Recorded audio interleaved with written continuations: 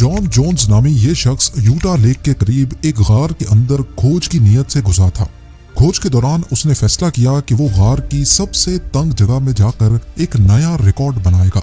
लेकिन क्या मालूम था उसको कि ये फैसला उसकी जिंदगी का आखिरी फैसला होने वाला है। वो नटी पटी के नाम से पहचानी जाने वाली इस गार के तंग रास्तों में रेंगता हुआ आगे बढ़ रहा था, लेकिन रास्ता भटककर गलती से गार के ऐसे हिस्से में घुस बैठा जहां आज तक कोई भी नहीं गया था। कब्र जितनी तंग जगह जिसमें हाथ हिलाना तो दूर की बात, सांस लेना भी मुश्किल था, और बदकिस्मती से इसी कंडीशन में जॉन उल्टा फंस गया। ये कहानी है 26 साला जॉन जोन्स की, जिसकी जिंदगी के आखिरी 27 घंटे इसी गार में गुजरे। जिंदगी की वीडियोस में एक बार फिर से खुशामदीद। नाज़रीन, यूटा की सॉल्ट लेक सिटी के करीब छोटी छोटी चट्टानें हैं जिनके अंदर ये नटी पटी नामी हाइड्रोथर्मल केव मौजूद है। 1960 में पहली बार ये गार डेल ग्रीन नामी शख्स ने डिस्कवर की, और तब से लेकर यहाँ हजारों मन चले नौजवान अपने हुनर का इम्तिहान लेने आने लगे।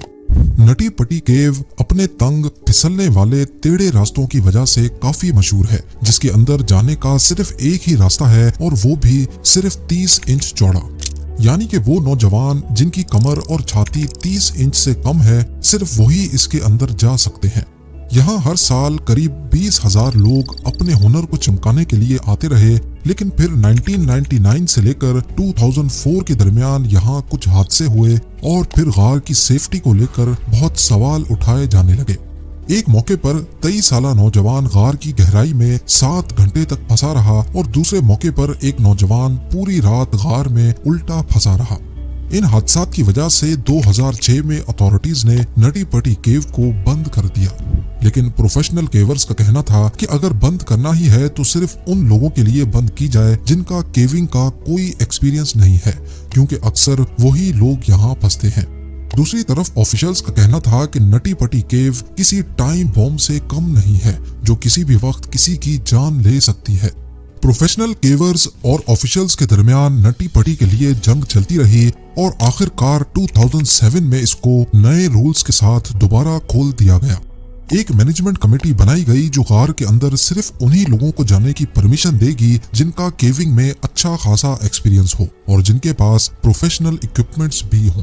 नटी पटी में जाने के लिए 21 दिन पहले ही परमिट के लिए अप्लाई करना पड़ता था, और इसी परमिट के लिए सॉल्ट लेक सिटी के 2 भाइयों जॉन और जॉश जोन्स ने भी अप्लाई किया।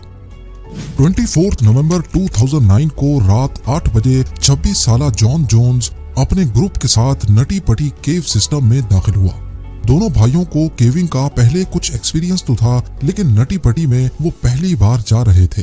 गार के अंदर जाने के 1 घंटे तक सब कुछ नॉर्मल रहा, जिसमें उन्होंने सबसे बड़ी कैविटी को एक्सप्लोर किया, जिसको बिग स्लाइड कहते हैं।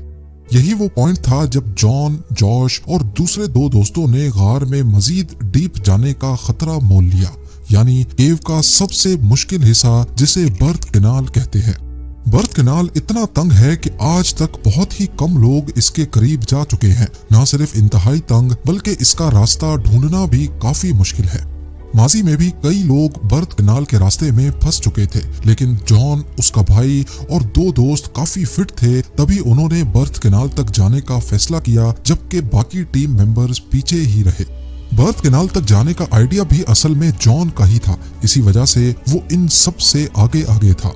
रास्ता इतना तंग था कि जॉन अपने पेट के बल रेंग रहा था, ये सोचकर कि वो बर्थ कैनाल के रास्ते में दाखिल हो रहा है, जबकि वो अनजाने में एक गलत टर्न लेकर कॉक स्क्रू नामी रास्ते में चला जाता है।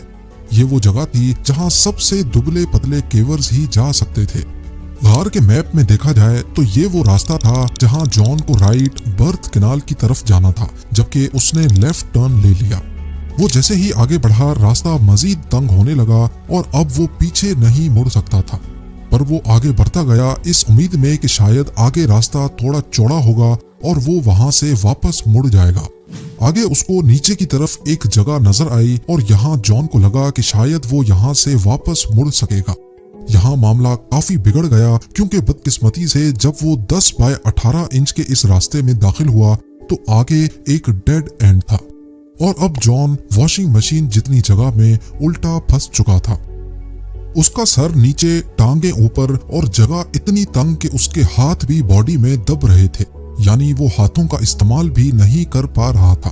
جان نے کئی بار یہاں سے نکلنے کی کوشش کی لیکن ایک بار بھی کامیابی نہیں ملی۔ اب اس وقت جان نے اپنے بھائی کو آواز دینا شروع کر دی۔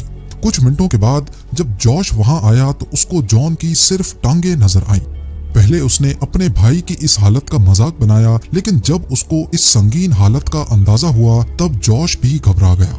جوش نے بھائی کی ٹانگوں کو پکڑ کر کئی بار کھینچا لیکن اس سے معاملہ اور خراب ہو گیا کیونکہ اب جان زیادہ نیچے چلا گیا۔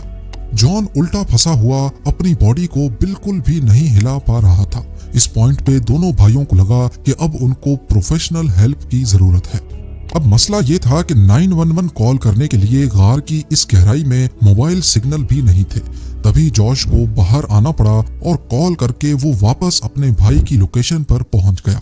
قریب 3 گھنٹے بعد پہلی ریسکیو ٹیم موقع پر پہنچ گئی۔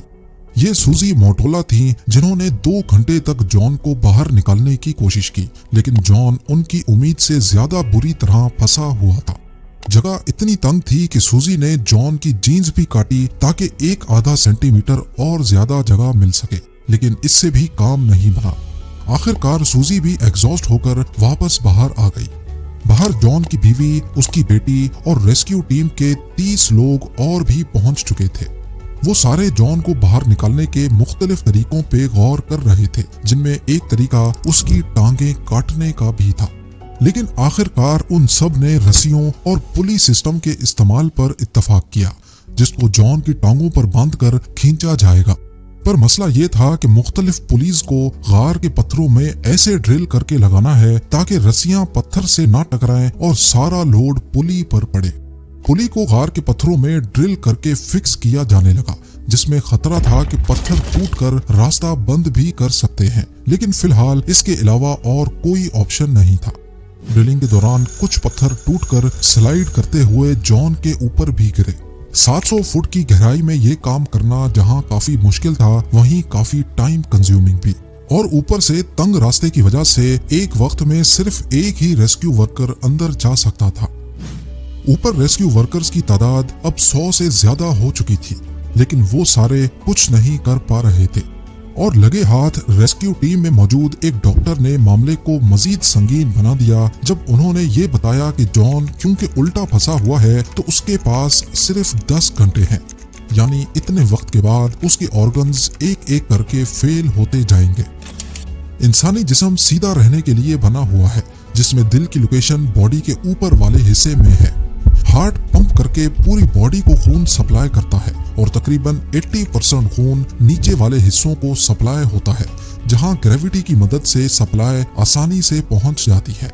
لیکن کیونکہ اب جان الٹا ہے تو اس کے ہارٹ کو زیادہ زور لگا کر 80% باڈی تک خون اوپر کی طرف پمپ کرنا ہوگا، جس میں ہارٹ کو اوور ٹائم کام کرنا پڑے گا۔ ڈاکٹر کا کہنا تھا کہ اس سے جان کو کسی بھی وقت ہارٹ اٹیک آ سکتا ہے۔ یہ جاننے کے بعد ریسکیو ورکرز نے جان کو کم از کم سیدھا کرنے کے لیے کوشش اور تیز کر دی۔ گھنٹوں انتظار کے بعد پولیس انسٹال ہوئی اور جان کو ٹانگوں سے پکڑ کر کھینچا گیا، لیکن جلد ہی وہ نئے مسئلوں میں پھنس گئے، جیسا کہ جان کی ٹانگیں ایسی پوزیشن میں تھیں کہ وہ بینڈ نہیں ہو پا رہی تھیں، اور جب وہ ٹانگوں کو کھینچتے تو پیر غار کی چھت سے ٹکرا جاتے۔ خیر بڑی مشکل سے انہوں نے جان کو اس گڑھے سے کافی باہر نکال لیا، لیکن آخری وقت میں ایک پلی غار کی دیوار سے نکل گئی اور اب جان واپس وہیں پھنس گیا جہاں وہ پہلے تھا۔ جان اب کافی پینک ہو رہا تھا، تبھی 2 وے کمیونیکیشن سسٹم اندر بھیجا گیا تاکہ وہ اپنی بیوی سے بات کر کے تھوڑا ریلیکس ہو سکے۔ یہ طریقہ کام کر گیا اور جان کافی حد تک بہتر ہو گیا۔ آخر کار 19 گھنٹوں کے بعد جان کو دوبارہ سے کھینچنے کی تیاریاں مکمل ہو چکی تھیں۔ یہ کام بہت سنبھل کر کرنا تھا کیونکہ ہر ایک کھچاؤ پر جان کی ٹانگوں پر بہت پریشر پڑ رہا تھا۔ بڑی مشکل سے اس بار اس کو کافی حد تک باہر نکال لیا گیا، اتنا باہر کہ اب اس کا فیس ریسکیو ورکر دیکھ سکتا تھا۔ اس ریسکیو ورکر نے بعد میں بتایا کہ جان کی آنکھیں لال تھیں اور اس کے فیس پر خوشی کے لمحات تھے۔ پچھلے 19 گھنٹوں میں پہلی بار جان اس تنگ راستے نما گڑھے سے باہر دیکھ پا رہا تھا۔ اب صرف ایک آخری پل کی ضرورت تھی और जॉन पूरी तरह उस गड्ढे से बाहर आ जाता। लेकिन तभी अचानक एक झटके से दोबारा पुली फेल हो गई और जॉन वापस से उसी जगह में जाकर फंस गया जहां वो पिछले करीब 20 घंटों से फंसा था। जॉन जोन्स को बचाने के आखिरी अटेम्प्ट में उसके गिर्द पत्थरों को ड्रिल करके तोड़ने की कोशिश की गई, लेकिन शायद अब बहुत देर हो चुकी थी। जॉन ने हिलना जुलना बंद कर दिया और वो किसी बात का जवाब भी नहीं दे रहा था। उसकी बीवी ने भी रेडियो पर जॉन को होश मिलाने की कोशिश की, लेकिन कोई फायदा नहीं हुआ। इस पॉइंट पर एक बहादुर पैरामेडिक को जॉन की पल्स लेने के लिए नीचे भेजा गया। जिस बात का सबको शक था वही हुआ। जॉन जोन्स को 25 नवंबर 2009 रात को 11:50 पर मुर्दा करार दे दिया गया। जॉन की बीवी को ये खबर सुनकर बिल्कुल यकीन नहीं आया कि उसका हस्बैंड इतनी छोटी गलती की वजह से मर गया है। वो इस उम्मीद में थी कि शायद टांग से नब्ज सही से चेक नहीं हुई होगी और उसका हस्बैंड अभी भी जिंदा है, लेकिन जो हकीकत थी वो सबके सामने थी।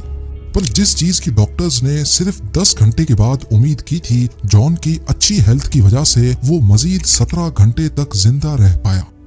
जॉन की डेड बॉडी को बाहर निकालने के कई प्लान्स बनाए गए, जिसमें बॉडी को 2 हिस्सों में निकालने का आइडिया भी सामने आया, लेकिन आखिरकार ये फैसला किया गया कि बॉडी को वहीं छोड़कर पूरी नटी पटी केव को हमेशा हमेशा के लिए बंद करके जॉन की कब्र डिक्लेयर कर दिया जाए। आज भी जॉन जोन्स की डेड बॉडी नटी पटी गार के अंदर उसी पोजीशन में मौजूद केव एक्सप्लोरेशन के खतरात की याद दिलाने का काम कर रही है और गार के बाहर उसकी याद में लगाई गई एक तख्ती भी मौजूद है।